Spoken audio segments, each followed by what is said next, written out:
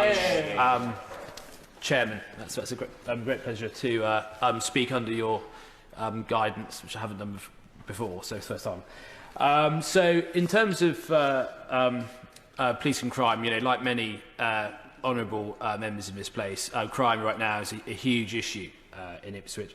We had a tragic incident only a few weeks ago where an 18-year-old man was actually stabbed and killed in Westgate Street in Ipswich, 3:35 p.m. My prayers go out to him and his family and friends, but also all of those Ipswich residents who would have experienced this. As is often the case, it appears that this is violence from members of one gang towards members of attached to another gang. The problem is it erupts so often in broad daylight, and it is witnessed by unsuspecting members of the public, and it has a chilling effect on our communities. This is an issue of great concern to me. I think it is important that we acknowledge the fact that in Suffolk, since 2019, we've had 137 more officers. We've had successful bids to the Safer Streets Fund. And we've also recently had a successful Shared Prosperity Fund bid where we've had 3 new police officers dedicated who will patrol the town centre during the daylight hours, which I think is to be welcomed. I would, of course, say, though, that when it comes to the National Police Funding Formula, we do, and this is something that the Suffolk Police and Crime Commissioner has long campaigned on, need to see that National Police Funding Formula looked at, because certainly if Suffolk was funded in a fair way, it wouldn't be 137 extra officers, it would actually be higher than that. So that is something that I've been campaigning on for however long I've been a Member of Parliament. The Police and Crime Commission has been campaigning on it for about 10 years. So if that could be a successful campaign, that would be very, very welcome. And also, the fundamental reality is that my constituents want to see a high police presence in the town centre. They also want to see it in their communities. More often than not, when I talk to the police, they want to be out in the communities. That is what they want to do also. There's an alignment in terms of what they want to do as professionals and also what my constituents would like to see. Of course, funding is part of this, but also looking at some of the bureaucracy that can stand in the way of police officers being out in the street. And recently I met with the Suffolk Police Federation to discuss their DG6 campaign, which I think is something that also needs to be looked at. But ultimately, when I talk to my constituents, one of the most common things I hear from them is that they don't go to the town centre anymore. And the principal reason why they don't feel confident in going is that they don't feel safe. And I say that in this debate, and I say so cautiously, because I would never want to be accused of talking down the wonderful town that I represent. And I will push back and say, no, you should go in, you should go and spend money and support our brilliant independent businesses in the town centre. I will always say that. I would always encourage people to go into our town centre. But I think I would be doing a disservice to the probably now thousands of constituents who have spoken to me in email or directly and said that they will not go into the town centre because they don't feel safe. And of course, I think part of this is a permanent increase in the police presence in the town centre, particularly at certain times of the day. But I also think part of this is a zero tolerance approach when it comes to crime and antisocial behaviour. And if it is the case that we have groups of young men hanging around, drinking alcohol, behaving in a way that puts people off and doesn't make them feel comfortable, then personally I'd have no problem with a much more hands-on approach to moving those people on and being less apologetic about doing so. You see, when I look at the, we do have, of course, no drinking zones that I don't think are always enforced.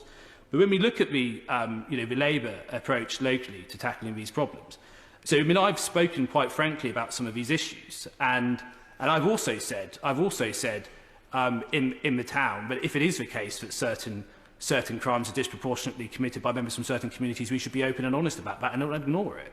I'm not for a second trying to say that that is something we should absolutely, we are a diverse town and we should not seek to brand anyone because they come from a certain community as being more predisposed towards doing certain crime. But if there is an issue with one group, acting in a way that is having a detrimental effect on the wider community, we should be open and honest about that.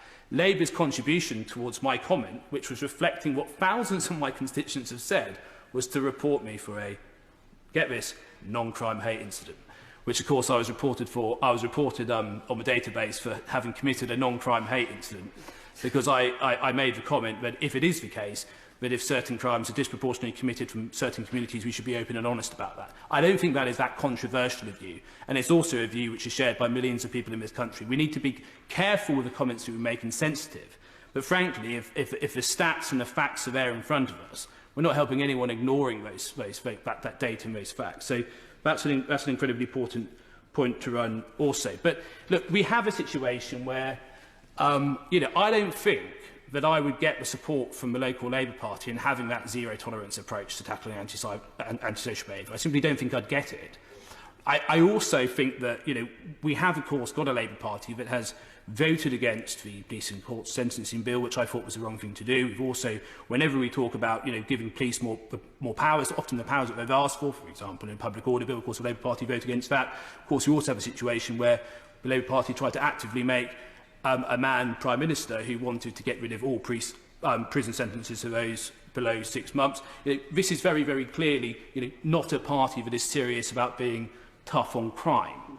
And I think it would be hard to find somebody who is more likely to be calling for robust measures. So I guess my plea to the government is I welcome the increased investment. I welcome the fact of getting that police presence. But at the end of the day, despite the fact that we've had an increase in police numbers, there are still many of my constituents that do not feel that police presence is high enough in their communities and their town centre. We've seen a significant increase following this tragic murder, but that needs to be made permanent. We've got to support Suffolk Constabulary in going after the gangs for the blighting the lives of thousands of my constituents. And I think that yes, we do believe in policing by consent, but I do believe in a zero-tolerance approach to antisocial behaviour.